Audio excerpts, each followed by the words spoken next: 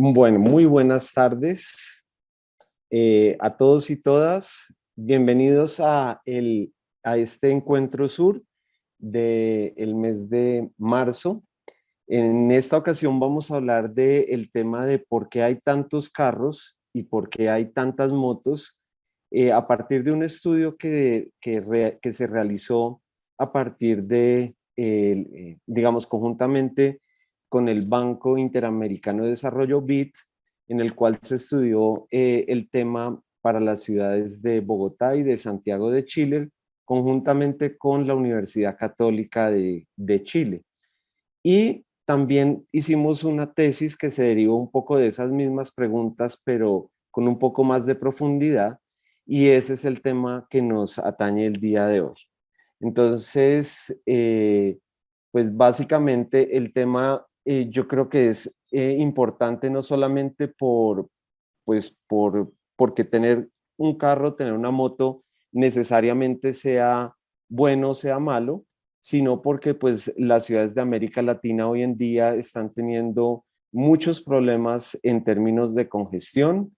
En especial Bogotá pues se ha vuelto célebre por sus bajos números en términos de velocidad de tráfico. Y en el caso de Santiago, pues ven con preocupación lo que pasa en otras ciudades como Bogotá, donde la moto pues empieza a tener también unos crecimientos bastante grandes. En ese sentido, pues vamos a tener una agenda y unos invitados pues de lujo que nos van a hablar de este tema. Primero vamos a tener a María Agustina Calatayud, especialista líder en transporte del BID, quien nos va a hablar un poco sobre la división de transporte del BID. Y después Francisca Giraldes y Felipe Bedoya nos van a hablar sobre este proyecto que se llama Entendiendo la elección modal del automóvil en ciudades de América Latina y del Caribe. Después, Santiago Mesa, magíster en Ingeniería de Transporte de la Universidad de los Andes, ingeniero civil también de acá de la universidad, nos va a presentar los resultados de su tesis que se llaman Factores que influencian la tenencia y la frecuencia del uso de la moto en Bogotá.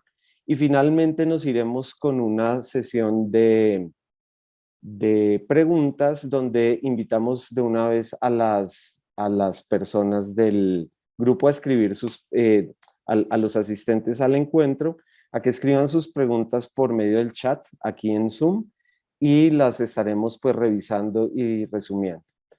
Y pues digamos, antes de darle la palabra a María Agustina, quisiéramos recordarles que el Grupo Sur es un grupo de investigación que tiene más de 12 años y que recientemente fuimos clasificados en categoría A1, que es la más alta de nuestro sistema de investigación en Colombia.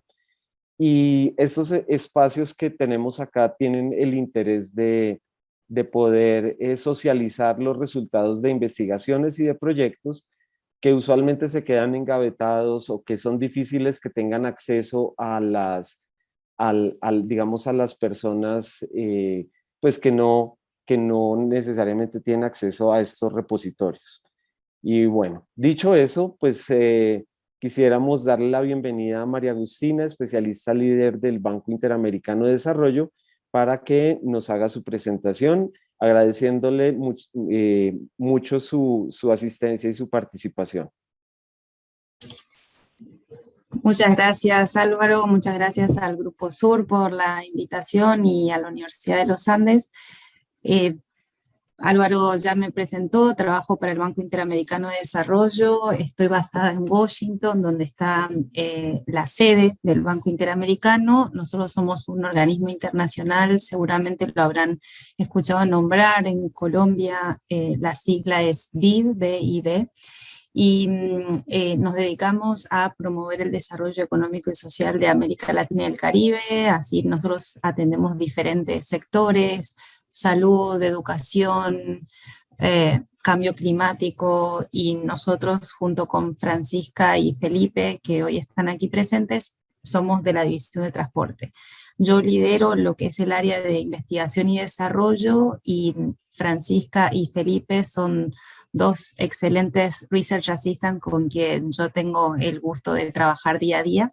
En el equipo somos unas 5 personas, algunas están basadas en Washington, otras están en la región y trabajamos también mucho en colaboración con universidades, como es este caso el de los Andes y la Universidad Católica de Chile.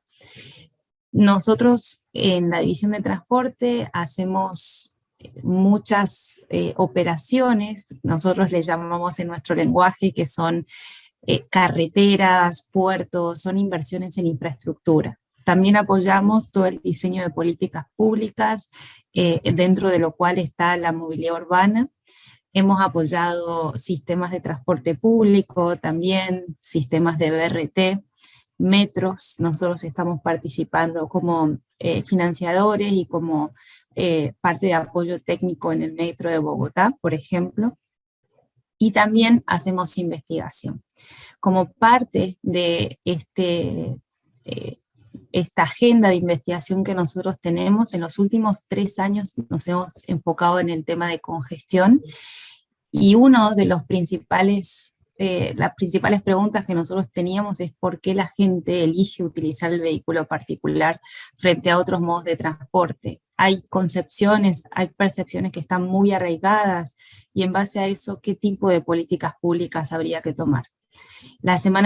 A principio de esta semana le presentamos el estudio donde también participó Álvaro al secretario de Movilidad y a su equipo, esperando que pueda servirles de utilidad también para el diseño del nuevo plan de movilidad. Dicho esto, entonces, le paso la palabra a mis colegas Francisca y Felipe, quienes participaron en la investigación y estarán haciendo la presentación. Gracias nuevamente por la invitación. Muy buenas tardes para todos. Muchísimas gracias a Álvaro por la invitación, al Grupo Sur, a la Universidad de los Andes. ¿Me confirman si pueden ver la pantalla? Sí. Perfecto. Entonces, gracias por la oportunidad de presentar esta investigación que desarrollamos el año pasado. Como les comentaba Agustina, con la intención de entender los factores que determinan el uso del auto particular, no solamente analizando variables tradicionales en la literatura, como lo son el costo, el ingreso del hogar, las características del individuo y socioeconómicas del hogar propiamente, sino también variables no tradicionales, como lo son factores comportamentales o variables latentes. Y el estudio fue desarrollado en 2 ciudades, Santiago de Chile y Bogotá. El objetivo también era diseñar un instrumento que permitiera luego replicarlo en otros contextos y donde la unidad de observación eran no solamente usuarios del vehículo particular, sino potenciales usuarios. Entonces, esta es la agenda que hemos preparado para ustedes hoy. Lo primero, es muy importante empezar con el marco conceptual de la investigación, luego les compartimos las fuentes de información, estadísticas descriptivas, la modelación. Tenemos dos temas, uno es una modelación del uso del vehículo particular y el otro sobre la tenencia del vehículo particular de adquisición y finalmente unas recomendaciones de política. Entonces, el marco conceptual es fundamental, como les venía mencionando, se ha estudiado ampliamente de forma cuantitativa la importancia del costo, las características de los modos, las características del espacio, el individuo y de la familia, pero también se ha discutido ampliamente en la literatura hace muchos años algunas variables no observables que son supremamente importantes, como lo son, por ejemplo, el hábito y la dificultad que se presenta para hacer migrar a un individuo hacia el transporte público cuando ya ha adquirido un auto particular, la intención y actitudes cuando se genera un vínculo simbólico o afectivo frente a un auto particular, la norma social, lo que piensan de mí o lo que se dice de mí cuando llego en un modo u otro, la percepción relativa propia de los modos en términos, por ejemplo, de seguridad, de comodidad, entre otros. La necesidad de viajar también ha sido un tema importante en términos de la complejidad del viaje, cuando se tienen diferentes etapas, cuando se recoge a una persona, cuando el viaje se va volviendo cada vez más extenso, cómo eso asocia, y son variables que vamos a tener en cuenta. También mirando el tema de nuevos modos como aplicaciones y micromovilidad. Entonces, para eso recolectamos las siguientes fuentes de información. La primera es son datos primarios de una encuesta de preferencias reveladas a partir de una muestra estratificada con un panel que nos permitía tener unas cuotas de individuos por género, edad, ingreso, localización. El filtro son individuos con licencia de conducción, entonces así podemos tener usuarios y potenciales usuarios del auto particular. Fue a partir de una aplicación vía web autoadministrada. Es muy importante mencionar que el estudio fue realizado durante la pandemia, entonces éramos muy conscientes del potencial sesgo que podíamos tener al hacerlo bajo esa contingencia, pero fuimos muy cuidadosos en hacer que el instrumento permitiera preguntar sobre patrones de movilidad antes de la pandemia y fuera consistente a través de la encuesta como tal para garantizar la validez de los resultados. Se preguntaron para viajes mayores a 500 metros y se complementó con información de la encuesta de hogares, la más reciente, de variables de servicio y transbordos, referenciación, uso de suelos, accesibilidad y costos propiamente de los modos. Entonces, el pool de variables se pueden agrupar en tres. El primero es, bueno, características del hogar y de los individuos, como la género, relación con el jefe del hogar, la actividad, licencia, frecuencia de viaje, uso y disponibilidad del vehículo, ingreso, estrato socioeconómico. En términos de complejidad del viaje, como les decía en el marco conceptual, tenemos dos grupos. Viajes tipo 1 son aquellos que se hacen con frecuencia en un horario establecido, y viajes tipo 2 son aquellos que se hacen máximo 2 veces a la semana para temas muy puntuales. Y se pregunta sobre la estructura del viaje, si lo hace acompañado, si pasa a recoger a alguien, si tiene paradas intermedias, viajes ligados. Y finalmente, digamos, lo más novedoso son las variables latentes, que recolectamos información a través de 58 indicadores con una escala Likert, donde se le pregunta sobre percepción de los modos, actitud, necesidades, hábitos y, bueno, frente a los diferentes modos. El 54% de los encuestados dice utilizar el auto en su modalidad de chofer. En el caso de Bogotá como primer modo, en comparación con Santiago es el 45%. Y viaja en auto acompañante el 14%, motocicleta el 8%. Si el auto está disponible, el 75% lo usa en esa modalidad. En términos de persistencia, si decide que el auto en su modalidad de chofer lo utiliza en el viaje de tipo 1, en el frecuente, también lo va a hacer en un 80% de los casos en los viajes infrecuentes. Particularmente en Bogotá, cuando aumenta la complejidad del viaje, lo que vemos es una reducción significativa en el uso del Transmilenio y el SITP. En Santiago, como contraste, empieza a subir mucho el porcentaje de uso de transporte activo y aplicaciones o taxi. Cuando el vehículo particular no está disponible, el modo preferido en Bogotá es el Transmilenio. Con respecto a la edad, ahorita lo vemos más en detalle, pero a medida que aumenta la edad, hay una preferencia cada vez mayor por auto en su modalidad de chofer. Eso, por ejemplo, en Santiago pasa hasta los 54 años y luego empiezan a surgir preferencias por el taxi y a las aplicaciones. Y en términos de género, hay una distribución un poco equilibrada, ahorita lo vemos en detalle, en el uso del auto particular. Entonces aquí vemos una partición modal por tipo de viaje y nivel de ingreso. Vemos que claramente los niveles más altos de ingreso usan mayoritariamente auto en su modalidad de chofer. Y lo que vemos para el caso de Bogotá es un porcentaje importante de uso de moto en los niveles de ingreso bajo para ambos tipos, que se absorbe luego en los niveles de ingreso altos. En el caso de Santiago, por ejemplo, la moto no tiene un papel tan importante, pero sí lo van teniendo cada vez mayor las aplicaciones móviles. Aquí también, bueno, aquí lo vemos para el caso, por ejemplo, en tipo 1, nivel medio, tiene un porcentaje importante de las aplicaciones, y para los viajes de tipo 2, en los niveles de ingreso altos. ¿Qué pasa cuando el vehículo particular no está disponible como la primera opción? Entonces lo que vemos es un porcentaje muy importante para tanto viajes de tipo 1 como viajes de tipo 2 que se van por aplicaciones móviles. Particularmente para viajes de tipo 2, los infrecuentes, un porcentaje importante simplemente pospone el viaje. Eso es relevante porque no deciden ir en transporte público, sino simplemente deciden no hacerlo.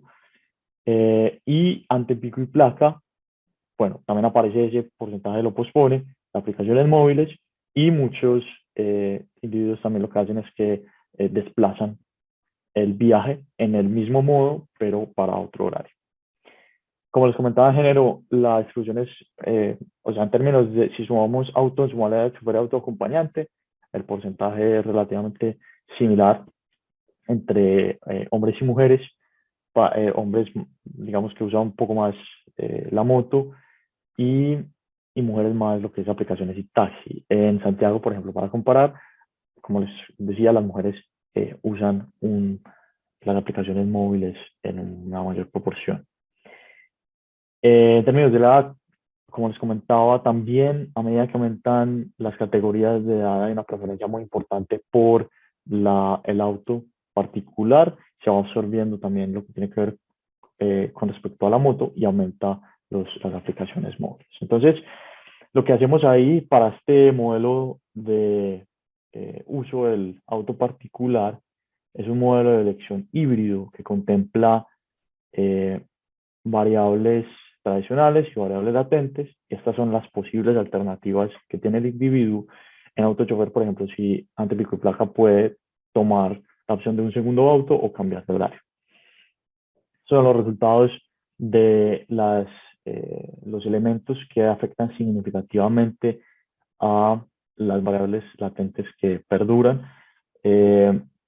Las relaciones verdes son positivas, las relaciones rojas negativas, y a la vez sabemos los ítems del instrumento que se asocian a esas variables latentes. Y lo que terminamos es que en el auto tenemos dos factores que son la comodidad, el hábito, y para la moto, el transporte público, terminan siendo significativas la funcionalidad y cómo se asocia eso a la utilidad. Entonces, lo que hacemos aquí es especificar las funciones de utilidad para cada uno de los modos, y verán que eso está en la sección de resultados, porque esto surge a partir de un proceso iterativo en donde estos son las especificaciones que dan la mejor bondad de ajuste para cada uno de los modos. Entonces, en auto acompañante, caminata, bicicleta, taxis y app, vemos que la utilidad entonces tiene el componente de tiempo de viaje y costo. Para el SITP Transmilenio, el tiempo de viaje, el costo y ese variable latente de funcionalidad para ese modo. Y en autochofer, otro auto y cambio de horario, tenemos tiempo de viaje, viajes de tipo 1 comparado con viajes de tipo 2, viaje acompañado, el factor latente de hábito y de comodidad. Estos son los resultados. Vemos un efecto muy importante del costo en términos de significancia estadística en tiempo de viaje. También vemos en menor, digámoslo, significancia estadística el viaje acompañado, pero igual está ahí, viaje tipo 1 con respecto al viaje tipo 2. El hábito es supremamente importante y se asocia mucho a los hombres y a la clase media baja. También está la comodidad, y es supremamente relevante la funcionalidad para la moto y para, en menor medida, para el transporte público. Entonces, como para resumir los resultados más importantes de ese ejercicio, lo que tenemos es que el costo afecta mucho la decisión de utilizar el auto particular, el costo del viaje, a diferencia de Santiago, que en ese caso ese parámetro no nos da significativo. Como veíamos acá, el signo negativo con respecto al VIH tipo 1, es decir, lo aumenta con respecto al VIH tipo 2 y creemos que eso puede estar relacionado al pico y placa, porque en Santiago también lo vemos al revés, es decir, hay una preferencia por el auto particular en los viajes frecuentes, en los viajes de tipo 1. El hábito, como les comentaba, si es hombre y de menor nivel de ingreso, se hace viajes acompañados y si hay un factor de comodidad que eh, en el instrumento se asocia con flexibilidad del horario, transportes con movilidad reducida y falta de acceso. Ahí le paso la palabra a Francisca para que nos cuente lo que tiene que ver con el modelo de tenencia.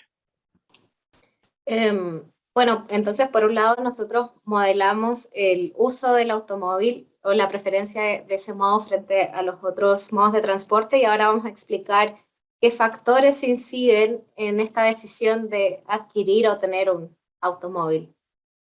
Adelante, Felipe. Bueno, entonces, para explicar esta decisión se consideraron características del hogar, como el nivel de ingreso, la estructura del hogar, si es unipersonal, si existen hijos en el hogar. Respecto a la ubicación o la zona de residencia, se metieron variables relacionadas al uso de suelos, a la densidad poblacional de esa zona de residencia, a la proximidad al transporte público. Y bueno, también características de cuántas personas habían en el hogar, menores de 14 años, trabajadores en el hogar, etc. Bueno, y dentro de los resultados, la variable latente que dio significativa para explicar esta adquisición del vehículo particular tiene que ver con esta variable que tiene que ver con el estilo o con estatus, por así decir, se encontró más significativa en hombres y de estrato social, o sea, de estrato socioeconómico más bajo, y tiene que ver con esta sensación de que el auto se alinea con el estilo de vida, que le da independencia, que le gusta conducir, que es su espacio personal, etc. Bueno, y acá pueden ver el resumen del modelo, donde acá se modeló finalmente la probabilidad o en realidad los factores que afectan en que un hogar tenga solo motocicleta, solo automóvil, automóvil y motocicleta al mismo tiempo o ninguno. Entonces se puede ver a raíz de esto de que, por ejemplo, a medida que aumenta el ingreso, aumenta la posesión de vehículo, ya sea motocicleta o automóvil. Sin embargo, la motocicleta se concentra principalmente en los niveles de ingresos más bajos, mientras el automóvil aumenta a medida que aumenta el nivel de ingreso. También el caso del automóvil importa si en los hijos, o sea, si en el hogar hay hijos, ya sea mayores de 14 años o menores. Y en el caso del número de hombres activos, aumenta la probabilidad de tener motocicleta o motocicleta y automóvil al mismo tiempo, pero disminuye la probabilidad de tener solo automóvil. Respecto al uso de suelos, disculpa Felipe, respecto al uso de suelos, se encontró de que que la zona de residencia sea comercial o que sea más densamente poblada o que esté próxima al transporte público disminuye la probabilidad de tenencia del automóvil, y en particular se encontró que en los hogares periféricos es más probable que el hogar tenga solo motocicleta. Adelante. Entonces, a modo de resumen, para explicar la tenencia del automóvil, en este caso depende del ingreso y en el caso de solo tener automóvil disminuye con respecto a la cantidad de hombres activos en el hogar. Respecto a la zona de residencia, depende del uso comercial, o sea, de la presencia de uso comercial en la zona de residencia y la densidad. Cuando estas son menores hay una mayor probabilidad de tener automóvil y también aumenta si hay una menor conectividad al transporte público. Y en particular para las zonas periféricas aumenta considerablemente la probabilidad de tener solo motocicleta. Y a diferencia de Santiago, que ahí se veía una variable latente más relacionada a la funcionalidad que tenía el automóvil respecto a las necesidades del usuario, acá se ve que tiene que ver más con un tema de estatus o algo social relacionado que se alinea más con el estilo de vida y que es más presente en hombres y en hogares de menor ingreso. Adelante. Entonces, como recomendaciones de política, adelante. Respecto al uso, es necesario ver las necesidades específicas que cubre el automóvil al, a los usuarios. Entonces, por ejemplo, ahí se debería ver cómo simplificar estos viajes ligados y ahí evaluar si se podría redefinir el transporte escolar, por ejemplo, que ya muchos padres van a dejar a sus hijos al colegio y por lo tanto ahí quizás hay un incentivo de usar automóvil y fomentar también el delivery, el teletrabajo, las actividades remotas para también simplificar los viajes. Respecto a la multimodalidad, es importante intentar acercar a los usuarios a los transportes masivos y quizás integrar estos modos motorizados solo en la primera o en la última milla, y ahí se pueden hacer zonas de, por ejemplo, dejar pasajeros o hacer zonas de estacionamiento y que después se suban al transporte masivo. Y en el caso de la motocicleta, se ve que es un modo bien eficiente y económico, sobre todo para los hogares periféricos, entonces ahí el desafío es ver cómo se puede integrar de una manera más segura y sostenible. Y por último, respecto a la percepción, es importante educar a la población de cómo se podrían promover modos más sostenibles y eficientes, pero que también se ajusten a las necesidades de los usuarios. Los usuarios eligen el automóvil porque también se ajusta a sus necesidades, entonces cómo los otros modos más sostenibles se pueden ajustar a esta necesidad. Y también que los usuarios que normalmente usan automóvil experimenten la situación de qué pasa si no tengo el automóvil disponible, y ahí el día sin carro es una muy buena movida. Y respecto a recomendaciones de tenencia, fomentar ahí, o sea, ver cómo se puede desincentivar.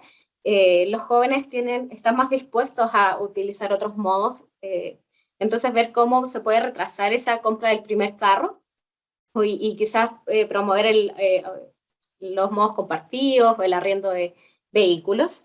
Y respecto a planificación urbana, ver cómo se pueden acercar las zonas atractoras a las zonas más residenciales, porque el auto se usa principalmente para viajes largos, y ver cómo se pueden integrar las nuevas tendencias que se vienen, como la movilidad compartida, electromovilidad y vehículos autónomos en esta planificación.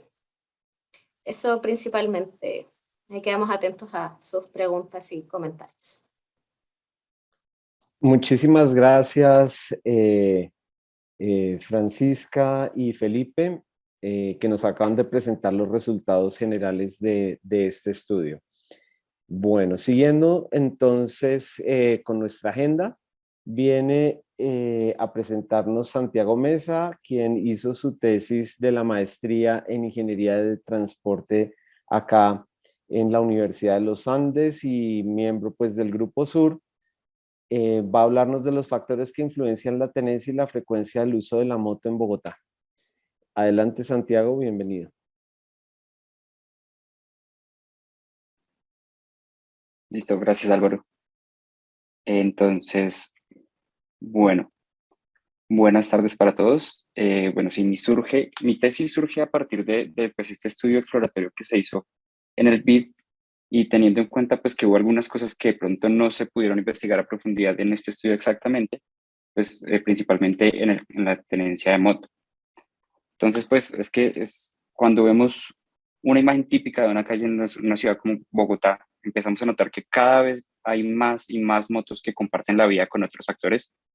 Y pues digamos que al principio de pronto esto era muy típico verlo en ciudades de Asia Pacífico, donde veíamos de pronto imágenes de una calle llena y caótica con motos en cualquier parte, pero poco a poco hemos visto que esto se ha visto también en nuestras ciudades, en ciudades de Latinoamérica, y que cada vez más las motos cobran pues una mayor importancia. Sin embargo, pues empezamos a buscar un poco en la literatura para poder entender cómo era que ocurría este fenómeno, por qué las personas decían tener cada vez más motos, y lo que encontramos es que no había mucha información disponible para entender esta situación.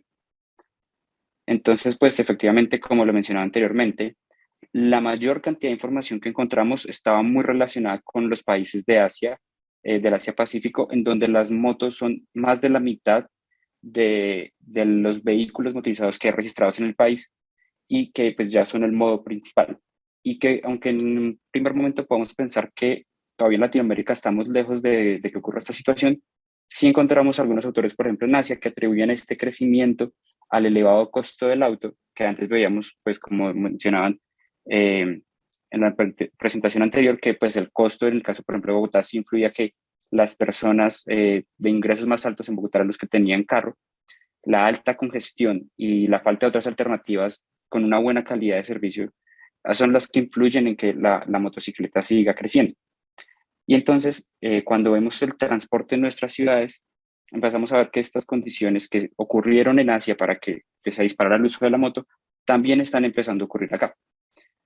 Ya vemos que pues, está la congestión, vemos que de pronto el transporte público parece ineficiente y pues entonces empezamos a ver que las motos empiezan a crecer en gran medida su participación, como lo hemos visto en varias ciudades del continente en los últimos 8 años. Bueno, entonces de esta forma, lo primero que hicimos para entender quiénes son las personas que tienen moto o por qué tienen la moto fue comparar qué tan similares eran los usuarios que ya habíamos caracterizado más o menos de buena forma en Auti, que tradicionalmente se ha hecho, en comparación a las personas que deciden tener una moto. Entonces, para esto, lo que hicimos fue utilizar datos de la encuesta de movilidad de Bogotá 2019, que nos daban algunas variables sociodemográficas, pues, típicas como niveles de ingreso, conformación del hogar, eh, datos de escolaridad, entre otros. También utilizamos los datos de la Oficina de Catastro de Bogotá para calcular algunas variables espaciales y llevar a cabo entonces un modelo de elección discreta, como decía, para entender un poquito quiénes tienen auto y quiénes tienen moto. En este caso, entonces, lo que hicimos en primer lugar fue comparar estos factores que influían en la decisión del auto y el de moto, y lo que encontramos es que son distintos. Entonces, en el caso de la tenencia del auto, pues confirmamos los elementos que se han estudiado ampliamente en la literatura, pues que influye, como lo mencionaban antes, el ingreso, el nivel educativo o la composición del hogar. Sin embargo, pues también desde finales de los años 90, también se ha hablado mucho de la influencia que tiene el espacio construido alrededor del hogar para que una persona decida tener un auto. Entonces, es típico ver que en sitios donde hay una buena cobertura del transporte público, una mezcla de usos de suelo alta o una densidad poblacional alta, pues es más probable que se desincentive la tenencia del auto. Sin embargo, y pues aunque esto lo compramos también en este modelo, en el caso de la moto no fue lo mismo. En este caso, entonces, lo principal que vimos era que vivir en la periferia era la principal variable espacial que aumentaba la utilidad de tener una moto. Entonces, de esta forma, pues ya empezamos a tener un perfil un poco más claro de quiénes son los usuarios de moto, por qué perciben una utilidad más grande al tener este modo de transporte. Y en este caso, pues como ya veíamos, entonces, las personas que no tienen ingresos altos, que son jóvenes y que viven lejos de la zona céntrica de la ciudad, en este caso en donde se agrupan pues las principales ofertas de empleo, de estudio o de servicios, son aquellas personas que tienen mayor utilidad por tener una moto. Entonces también empezamos a pensar un poquito en que estas personas tienen el perfil de ser usuarios típicos de transporte público y sin embargo, en este caso no lo están haciendo y están prefiriendo tener una moto. Y pensando también un poquito con lo que hablábamos al principio de lo que pasó en Asia, hicimos un análisis entonces para relacionar cómo es que se comportan las estaciones de Transmilenio, por ejemplo, en el caso de Bogotá, en la zona periférica, en donde están ubicados los hogares de las personas que tienen una mayor utilidad percibida para tener una moto. Y vemos que efectivamente en las horas de la mañana, las estaciones que están ubicadas en la periferia son las que tienen un mayor tráfico, mientras que en las horas de la tarde, las zonas que están en el centro son las que tienen un mayor tráfico y estos viajes muy probablemente irán hacia las zonas de la periferia. Entonces, en este caso lo que podemos empezar a intuir es que aunque las personas que viven en la periferia tienen una oferta de transporte público cercano, no necesariamente lo perciben como disponible porque las estaciones están muy llenas. Entonces, la utilidad de utilizar el transporte público seguramente disminuye y se vuelve mucho más atractivo tener una moto. Dicho esto, entonces, el objetivo de mi tesis estuvo enfocado en entender quiénes eran los usuarios de la moto en profundidad y por qué tienen de pronto distintos perfiles de uso. Entonces, la clave de esta investigación es que casi no se había indagado por cuáles son los factores que inciden en esta decisión no solo tenerla, sino mucho menos el de usar la moto, y que en ningún estudio prácticamente se habían utilizado variables latentes para este fin. Entonces, estas variables latentes que hacen referencia a todo eso que de pronto, todos esos elementos que no podemos de pronto medir físicamente o directamente, como actitudes, gustos o personalidades, la idea es mirar cómo influyen en este tipo de decisiones de selección modelo.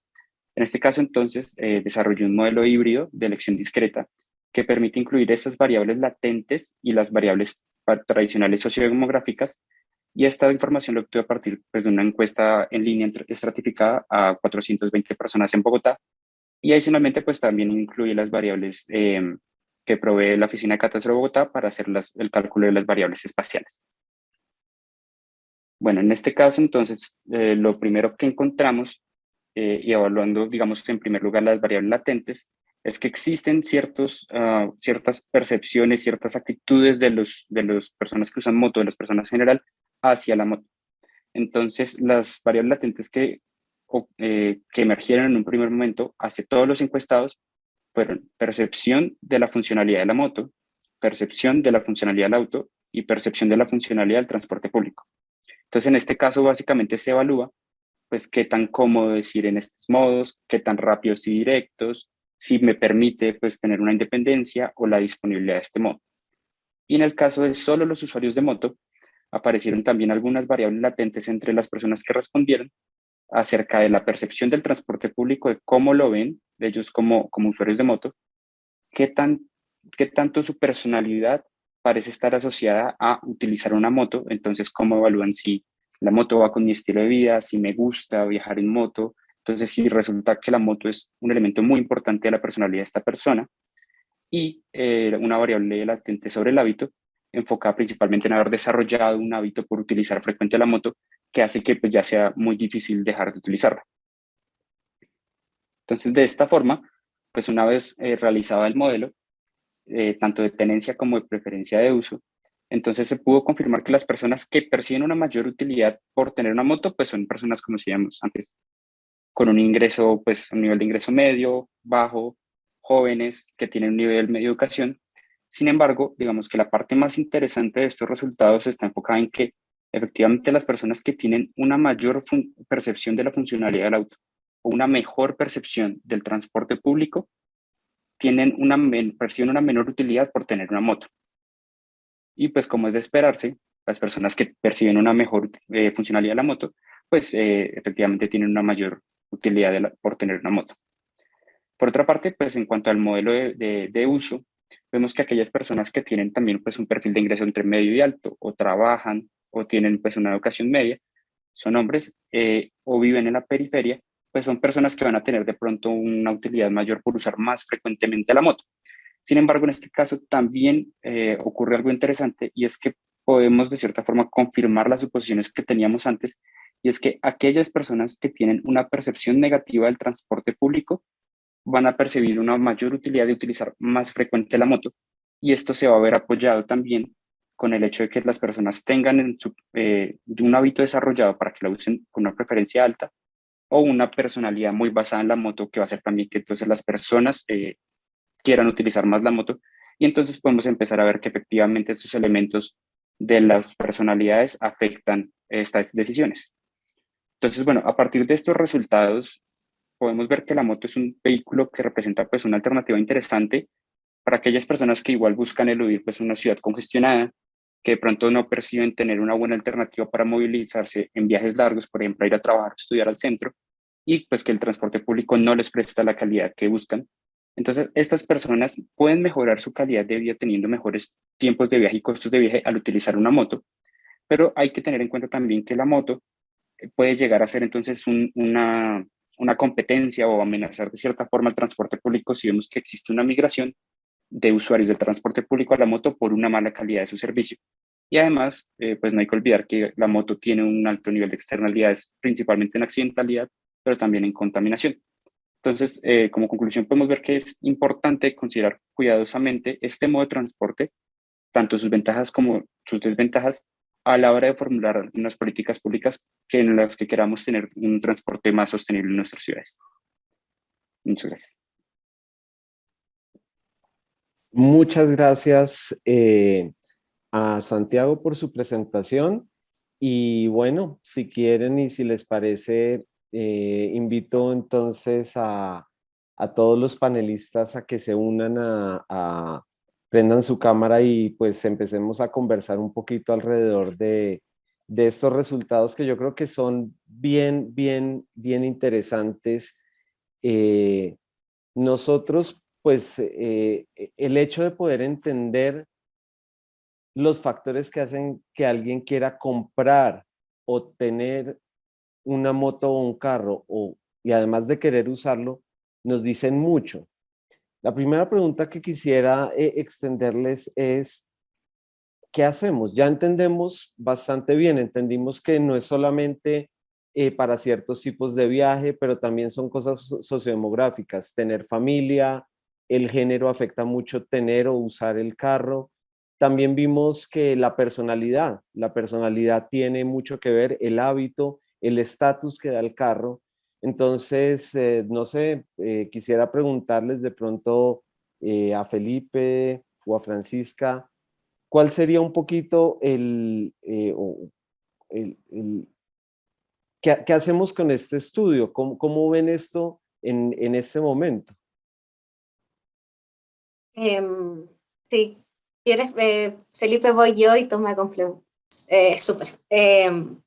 A ver, en ese sentido, lo que concluimos es que hay hartas cosas que se pueden hacer, o sea, desde, por ejemplo, hay un tema cultural bien importante, que es lo que se ve, por ejemplo, el estatus, que antes se percibía que la persona que tiene un vehículo tiene un mayor estatus, etcétera. Y en ese sentido es importante ver, o sea, empezar a hacer ese cambio cultural y quizás ahí la promoción de modos sustentables y ver cómo se pueden adecuar esos modos a las necesidades de los usuarios es súper importante. Y claro, por ejemplo, en mi experiencia de mi generación acá, yo vivo en Santiago, eh, como que te ves mejor ahora que uno usa la bicicleta para sus viajes a que usa el vehículo. De hecho, te pueden decir como no, es que por el medio ambiente, como trata de moverte en transporte público, en bicicleta, y ya no es un símbolo de estatus, por así decir, por lo menos en mi generación, no sé, las otras generaciones. Y también, como decíamos, se puede tratar de reformular los viajes que se realizan y en ese sentido ver quizás cómo se puede, no sé, los viajes ligados que se realizan, que primero, no sé, una persona pasa al trabajo y después quiere pasar a comprar algo y después como hace distintas paradas en su viaje, cómo se pueden simplificar esos viajes y ahora tenemos la ventaja de que se ha masificado el delivery, entonces quizás la persona puede ir solo al trabajo y eso que iba a comprar ahora después le llega a su hogar y no tiene que moverse. Entonces, en ese sentido, igual hay hartas oportunidades que vemos que nos abre el estudio en ese sentido. Y yo creo que complementando lo que dices, son muy importantes estos estudios, este trabajo que se hace desde lo público.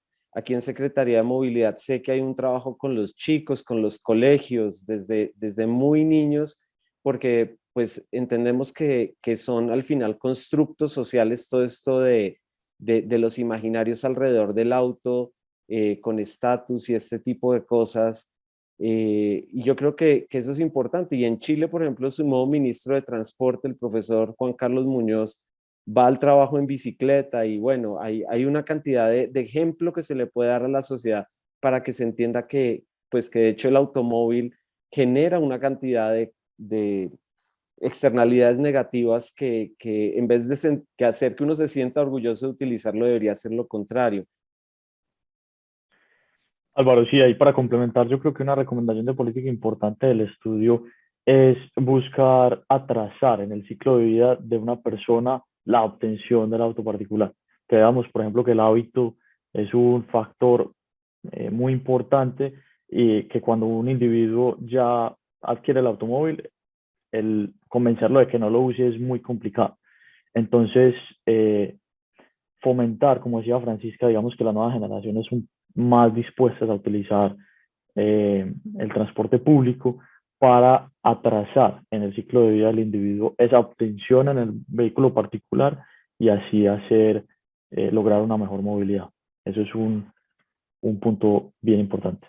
Es clave, definitivamente. Y antes de pasar a las preguntas que vamos teniendo en el chat, yo quería preguntarle específicamente a María Agustina, ustedes desde el BID han estudiado mucho el tema de la congestión y de hecho vi en la presentación que ustedes hicieron ante el secretario de Movilidad los efectos gigantescos que tiene la congestión en la productividad de las ciudades, en la competitividad.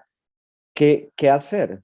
¿Qué hacer, digamos, ya en términos, es un tema solamente de demanda, de gestión de la demanda, es infraestructura? ¿Y cuál es la contribución del BID en todo esto? Gracias, Álvaro, por esa pregunta. Justamente nosotros el año pasado lanzamos el primer estudio que existe para América Latina, en donde finalmente se miden cuáles son los costos de la congestión, porque uno como tomador de decisiones de política pública, a veces sí necesita un poco dimensionar, ¿no? Cuáles son los costos para la sociedad cuando se tienen que implementar medidas que pueden ser potencialmente rechazadas. Si uno habla como, por ejemplo, en una medida de tarificación, vial, cordón por congestión, etc. Lo que nos muestra la experiencia internacional es que la gestión de la demanda, la mejora de la oferta, de la calidad del transporte público, una mejor relación, lo decía Francisca, con los viajes estos encadenados que aumentan la probabilidad del uso del vehículo particular. Entonces, una mejor unión entre la planificación del territorio o la planificación del uso del suelo y la planificación del transporte. Al final, todas las ciudades que han sido bastante exitosas en la reducción de la congestión han tenido políticas que son integrales en este sentido.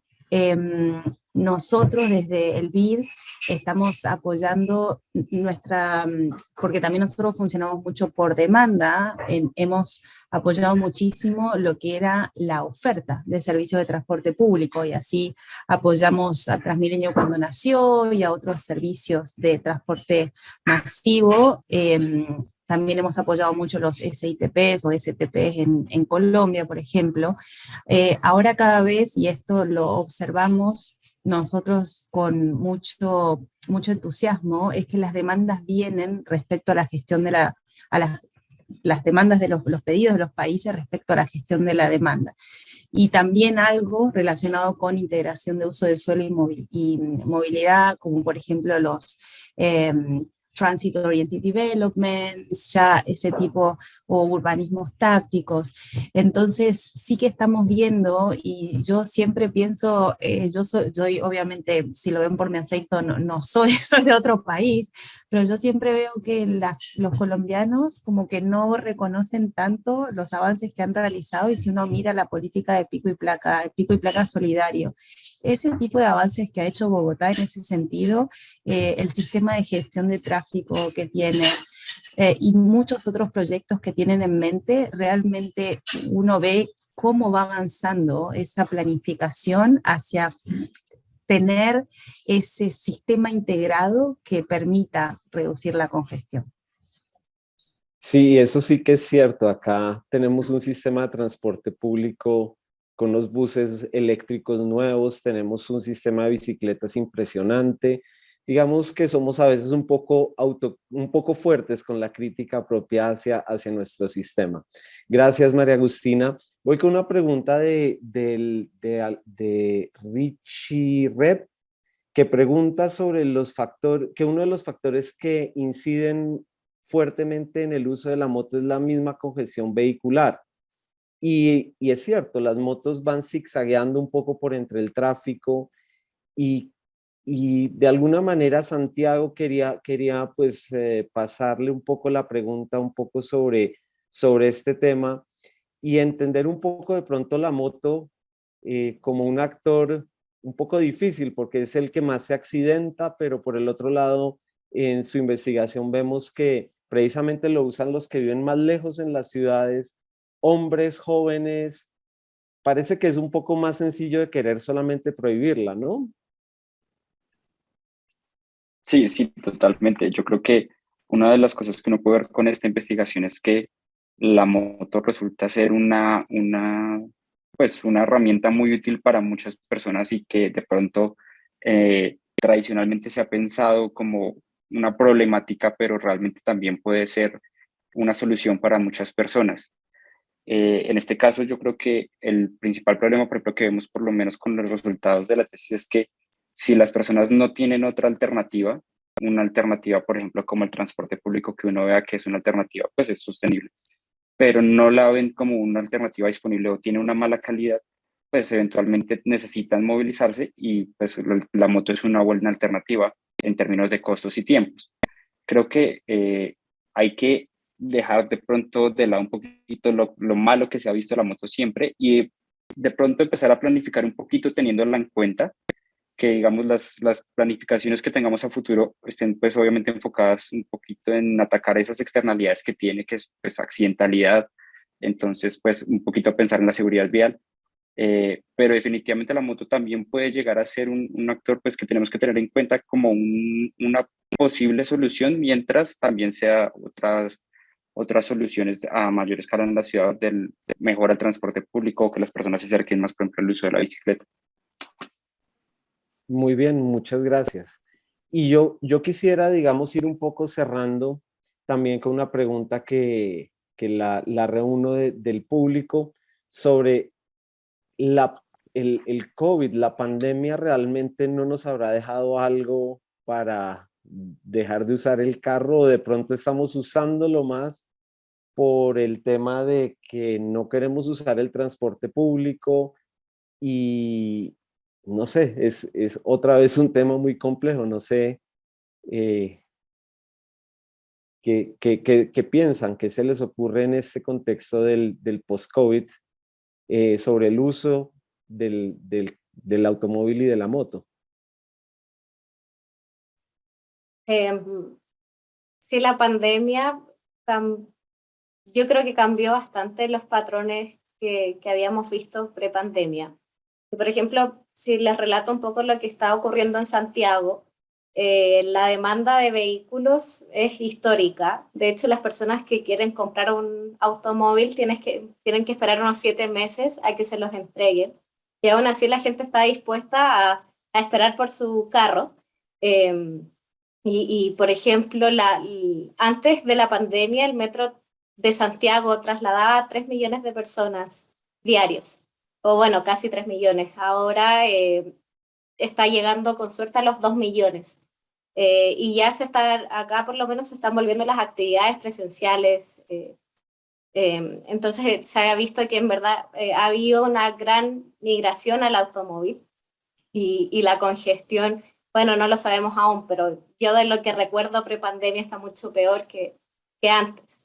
Igual Eh, en Bogotá, exactamente la misma situación con Transmilenio, que teníamos 2,5 millones y apenas hemos llegado a 1.900.000 post pandemia y la congestión está mucho peor. claro, entonces ahí el desafío es cómo atraer de nuevo a los usuarios que emigraron al automóvil, pero como decía Felipe, una vez que uno hace la inversión, es muy difícil que no utilice el automóvil.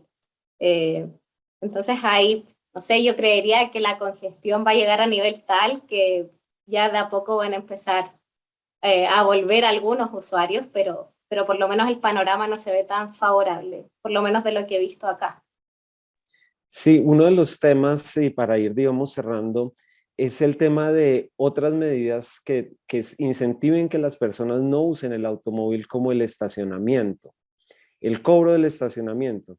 Y precisamente hubo un debate interesante en Twitter porque hay una norma del año 1971 en Colombia que pone unos máximos al precio del estacionamiento, mientras que debería ser liberado. En Colombia, por ejemplo, también hay un incentivo a que la gente lleve el auto al trabajo. Si tú vas y lo pagas por hora, es costoso, pero si tú lo dejas más de 5 horas, te dicen, ay, pague una tarifa plana.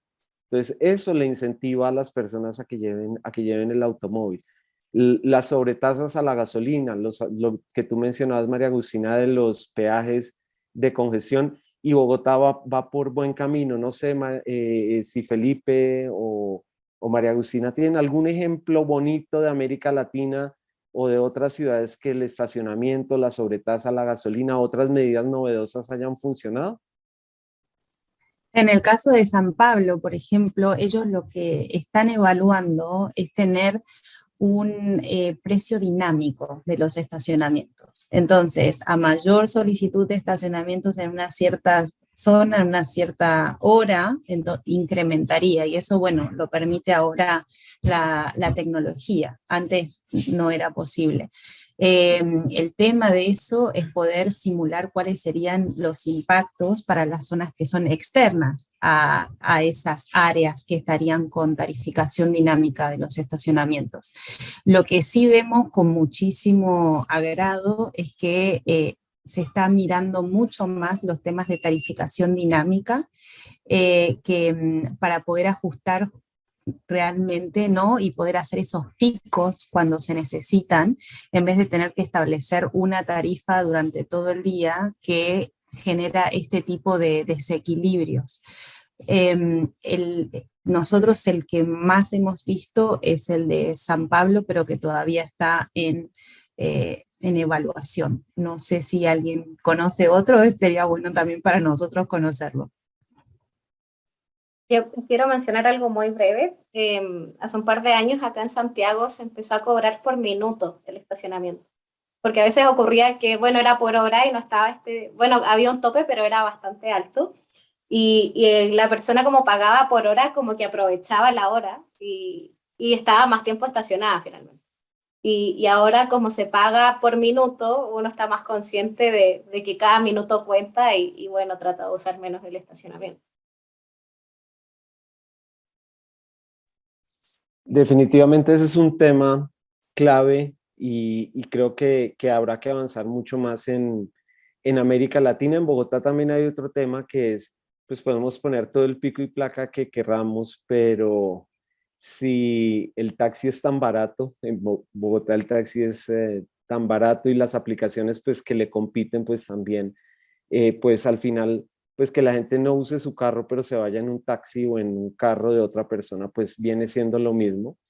Y creo que el reto va a ser por el lado del transporte público en los próximos años de ver cómo lo trabajamos y obviamente pues si está subsidiado el uso del carro porque no se le cobra lo que se le debe cobrar por las externalidades, pues vamos a seguir teniendo la congestión y la congestión somos todos. Y el hecho de tener unas ciudades congestionadas nos implica, es como si las ciudades fueran muy pequeñas porque moverse es muy costoso. Y si viajar al aeropuerto son 2 y 3 horas, pues los negocios no van a llegar a nuestras ciudades, el sistema productivo, la venta, la logística, todo se encarece y creo que eso lo estamos viendo en nuestras ciudades y creo que el rol de las universidades y el rol de la banca multilateral es muy importante en lograr este desarrollo. Entonces, pues les agradezco en nombre del Grupo Sur, en nombre de la Facultad de Ingeniería, en nombre de la Universidad de los Andes, a todos ustedes haber participado en este evento y no sé si cada uno quisiera dar como algún comentario final de reflexión antes de cerrar. Entonces, si quieren, arranquemos con Felipe. O sí, con Felipe. Bueno, América Latina y el Caribe está pasando por un proceso de evolución urbana supremamente importante. Yo creo que tener cada vez estudios que permitan contribuir con información robusta para proponer políticas que mejoren la calidad de vida va a ser muy importante. No solamente, bueno, no solamente ya venía en una tendencia muy importante antes de la pandemia y que se graba con la pandemia, así que yo creo que es un momento bien relevante para seguir con la discusión académica. Gracias, no sé, María Agustina. Pues yo diría pensar en torno a Mobility as a Service, ¿no? Usar el ejercicio, lo que está mirando la industria de la aviación, la industria marítima, todo en torno al cliente, y así se tiene que empezar a ver también en el transporte público, en torno a las necesidades de cada uno de los usuarios para poder generar esos cambios modales que se necesitan. Muchas gracias, Santiago. Bueno, yo creo que, pues por lo menos por la parte de Bogotá, creo que estamos en un momento de entender por lo menos lo que pasa con la moto, y creo que también estamos en un punto en el que podemos eh, reconocer que estamos trabajando y diseñando para usuarios, que las percepciones de los usuarios pues son muy importantes, y en lo que vemos pues por qué pronto, más allá de lo que nosotros pensamos desde lo que vemos desde afuera, por qué las personas en últimas no terminan agradándole el transporte público y los movemos a otros sitios. Creo que estamos en un momento importante en el que tenemos que seguir revisando ese tema, y que podamos mejorar un poquito más la movilidad, por lo menos en nuestras ciudades. Muchas gracias. Y cerramos entonces con Francisca. Sí, yo creo que sobre estas conversaciones es importante esta conversación como entre ciudades. En el estudio que hicimos fue súper importante ver cómo era la dinámica en Santiago y en Bogotá, que pese a que son realidades bien distintas, hay puntos en común. Por ejemplo, acá cada vez se ven más motocicletas, entonces de cierta manera nos sirve la experiencia de ustedes. Y también ver, o sea, tendemos, o quizás yo tiendo como a demonizar a veces el automóvil, pero a fin de cuentas igual responde a necesidades de la gente, gente que tiene que llevar a sus hijos, gente que traslada a familiares con movilidad reducida, etcétera. Entonces, en ese sentido, yo creo que el desafío va en cómo podemos ajustar los modos de transporte a esas necesidades y que también no sean perjudiciales para la sociedad. Con eso los dejo. Muchas gracias.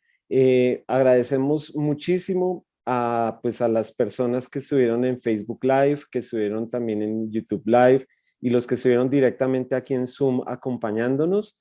Lamentamos pues que no pudimos probablemente resolver todas las preguntas, pero pues respondimos varias, y los invitamos a todos y a todas a que visiten el canal de YouTube del Grupo Sur de la Universidad de los Andes, donde encontrarán encuentros diferentes en diferentes temas: ferrocarriles, temas de carga, de bicicletas, de peatones, y este va a quedar disponible a partir de mañana para que lo puedan consultar.